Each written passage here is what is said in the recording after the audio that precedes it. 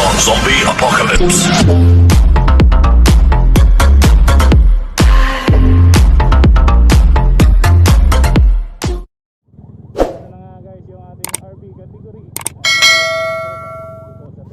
Yes guys, good morning po sa ating lahat. For today's vlog ay andito po tayo ngayon sa may San Antonio, Zambales para saksihan ang kanilang Tour de Zambales Pamisa Rawan Cup. So guys, ating saksihan ngayon ang kanilang road bike category at meron silang 100 kilometers na tatakbuhin dito sa ruta na to.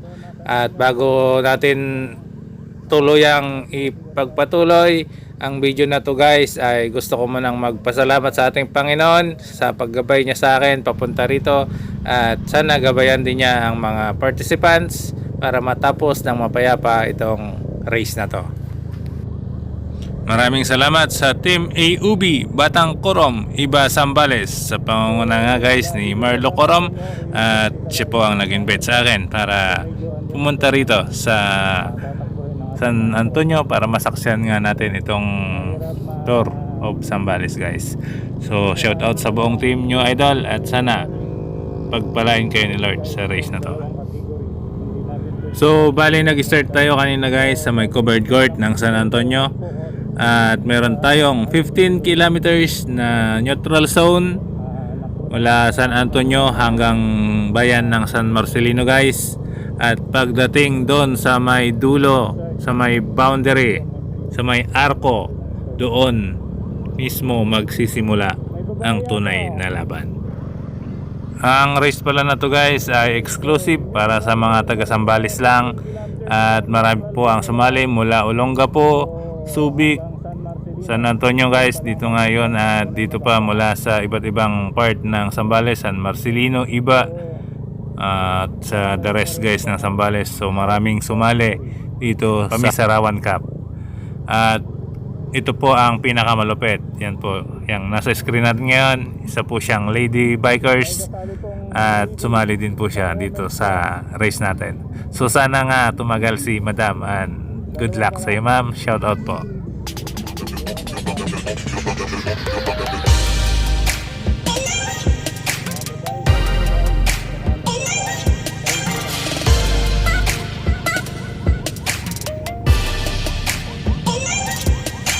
Yan nga guys, at palapit na tayo ng palapit sa ating 15 kilometers na neutral zone. Nasa bayan na po tayo ng San Marcelino, at ilang kilometers na lang guys ay maabot na nila ang dulo ng bayan na to, at doon na nga natin masasaksihan ang banatan ng ating mga participants.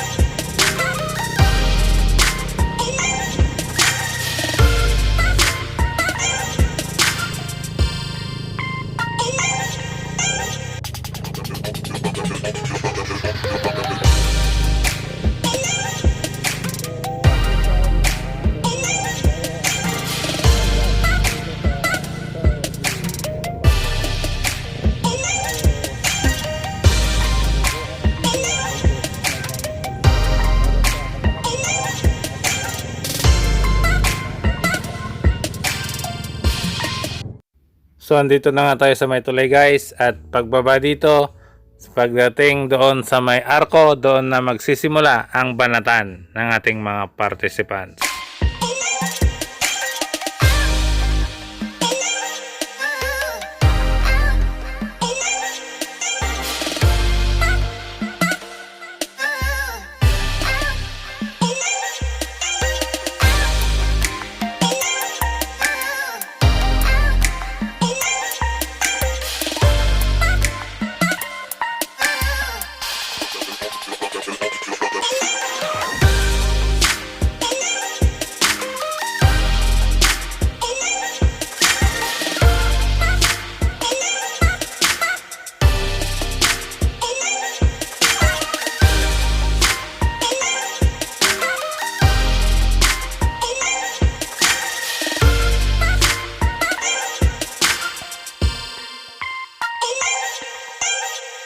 Ayan nga guys, at nag-umpisa na ang banatan sa part na to.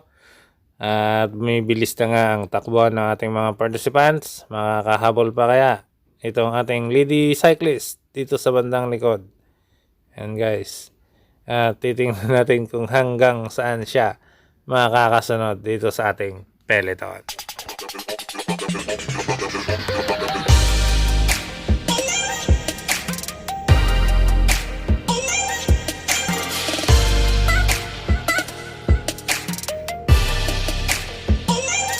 Ayun nga guys, at bumilis na nga ng bumilis ang takbuhan ng ating mga participants at naiwanan na si Madam doon sa bandang likod at may ilan-ilan na rin guys na hindi nakakasunod sa takbuhan ng ating peloton.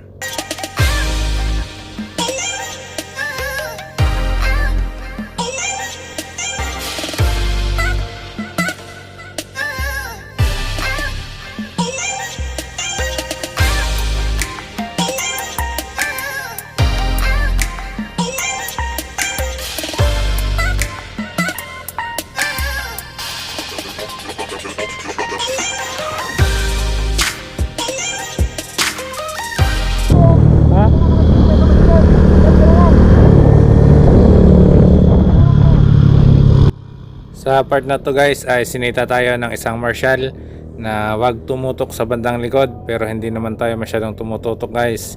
Ang pagkakamali ko lang ay hindi ako nakapagpaalam sa kanilang organizer na i-cover ko itong race nila. So na-late kasi tayo ng dating kanina guys. So saktong pagdating natin ay magi-start na itong Tour de Zambales. Kaya hindi na tayo nagkaroon ng pagkakataon para makapagpaalam.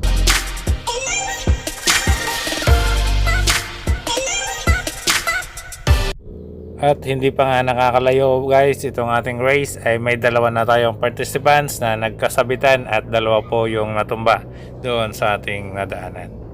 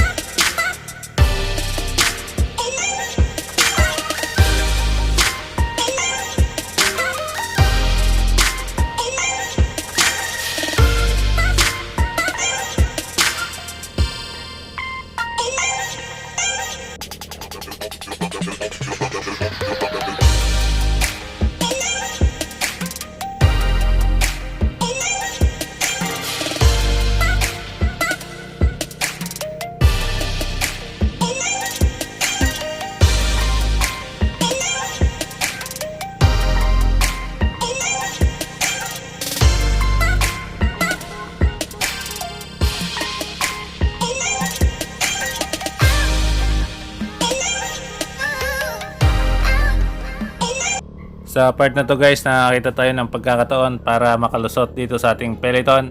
Kaya sinamantala ko na guys para makuhanan ng video itong ating buong peloton at para may hatid din sa inyo ang kaganapan dito sa may bandang unahan. May naghahabulan na dito guys at may mga breakaway na tayo sa bandang harapan. At nagtago nga tayo dito sa likod ng isa nating marshal para hindi tayo mahalata na sumusunod sa kanila. Bali, itong nasa harapan natin ngayon guys ay ito yung second chasing group, second breakaway na humahabol sa nasa harapan pa guys. So bali may breakaway pa tayo dun sa bandang harapan at bigyan lang natin ng konting kopya itong second group natin at puntahan natin yung nasa harapan pa na breakaway. Sana hindi tayo mapagalitan ulit tulad ng nangyari kanina at para mabigyan natin ng magandang kopya itong race ng Tour de Zambales.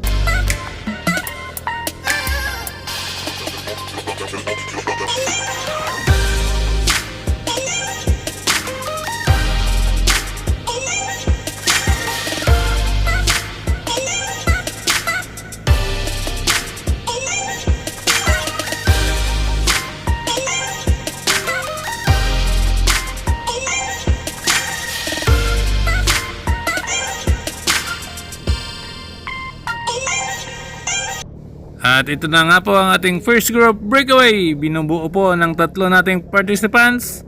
Tropang naka-blue na jersey, tropang naka-yellow na jersey, Boy Canin, Marlo Corom ng AOB Zambales. At yung isa guys sa bandang harapan, naka-black na jersey. Hindi ko kabisado itong dalawa guys, kaya pasensya na kayo mga idol. So sila po yung tatlo nating breakaway na namamayagpag dito sa ating race line sa Tour de Zambales.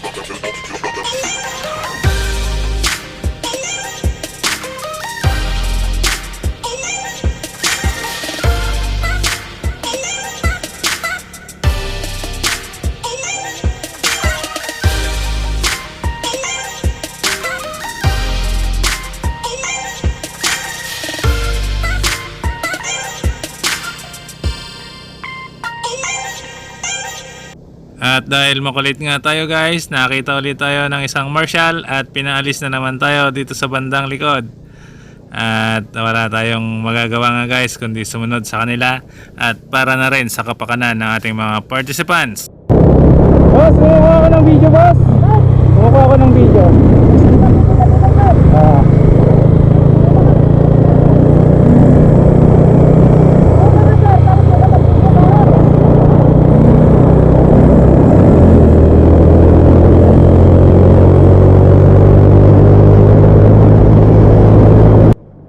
At dahil nga sa nangyari guys ay nagpasya akong gumilid na lang at sumunod na lang ulit mamaya sa peloton sa bandang likod. Paparating na rin ang ating peloton guys at nasa 30 seconds ang kalamangan ng ating first group breakaway sa kanila.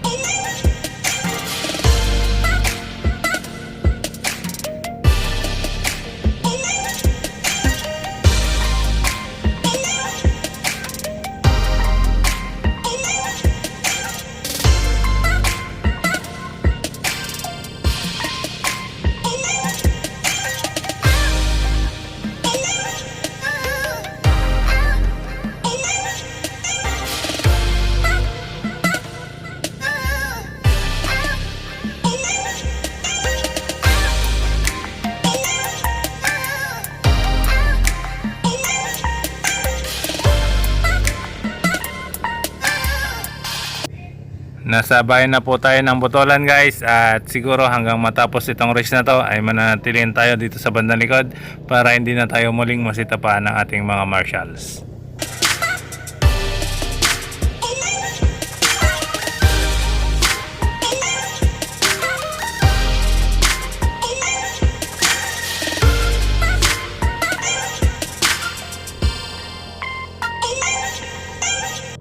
Sa part na to ng Botolan guys, dito na umikot pabalik ang ating mga participants at nangunguna pa rin si Marlo Corom sa ating breakaway sa pag-ikot pabalik sa finish line.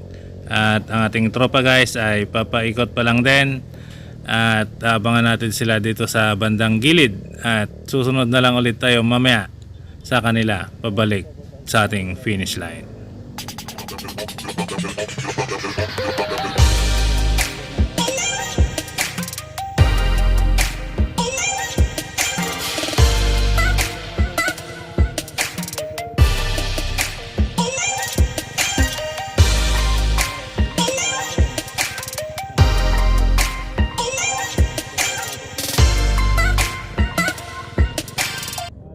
Ayan nga guys, at nakaikot na lahat ang ating mga tropa at pabalik na tayo sa finish line. Marami-rami na rin ang nahuhuli dito sa bandang likod at napag-iwanan na ng grupo sa ating peloton.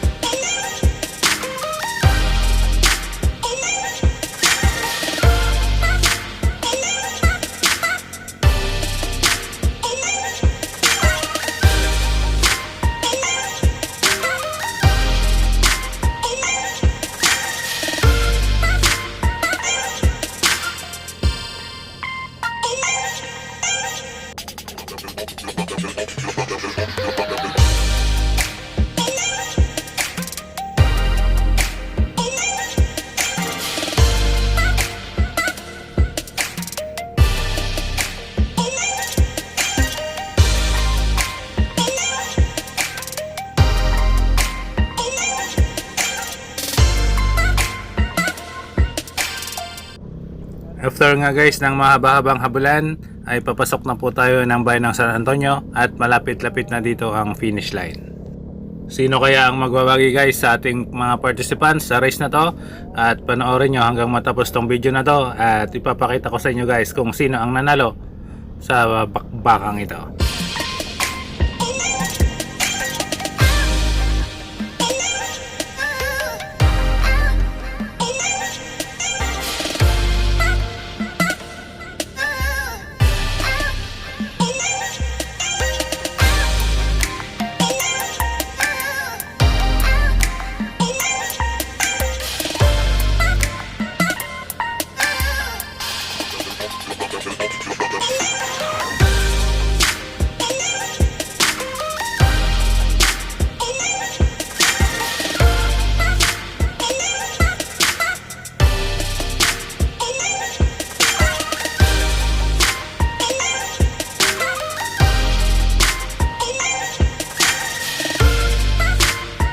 Few meters away from the finish line guys ay nagkaroon pa tayo ng simplangan na kinabibilangan ng 4 nating kalahok.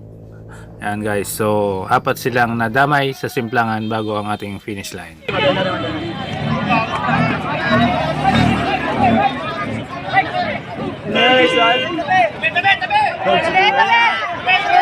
Walang dilaw to. Sabi daw!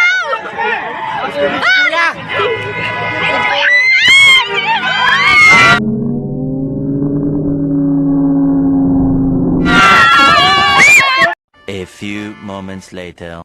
Sa ating sprint finish, John Michael Pulido. Punta na po dito sa harapan.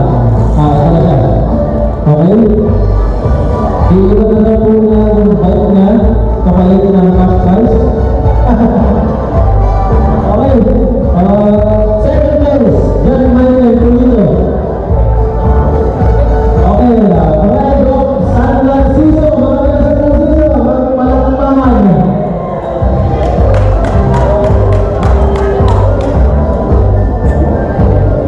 Okay, congratulations, John Michael Pulido. And our number 1, first place in our sprint finish at Panambotolan Road Bike, Jason Villasio. Okay, drive off along na po. Okay, congratulations, Jason Villasio. Second number, 080. Okay, pumunta na po tayo. Pumunta tayo sa awarding ng mountain bike. Mountain bike po tayo, mountain bike. Pakinggan nyo ha. Sisimulan po natin. Okay, i-announce ko lang po yung na-disgrasya ng bike kanina. Nandito na po sa loob ng local court kung sino po yung assistant or kasama ng na-disgrasya. Nandito na po yung bisikleta niya. Okay, kumuha po pala. Yung bulo sa likod.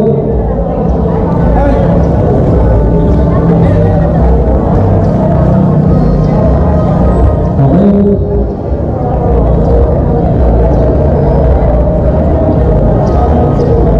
Nandito po yung nagtitinda ng road bike.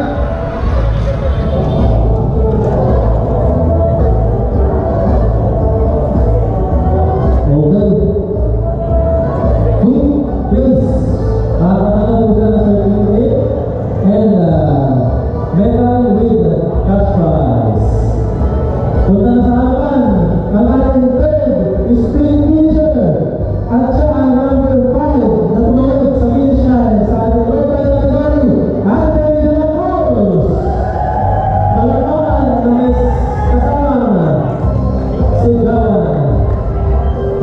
Andre de la Cruz, punta na po dito sa harapan. Okay?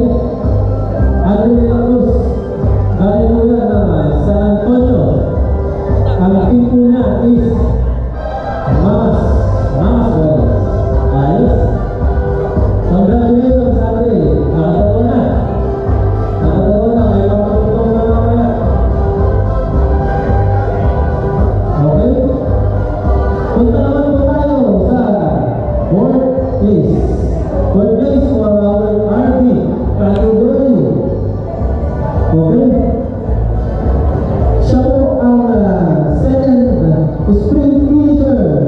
sa likod ng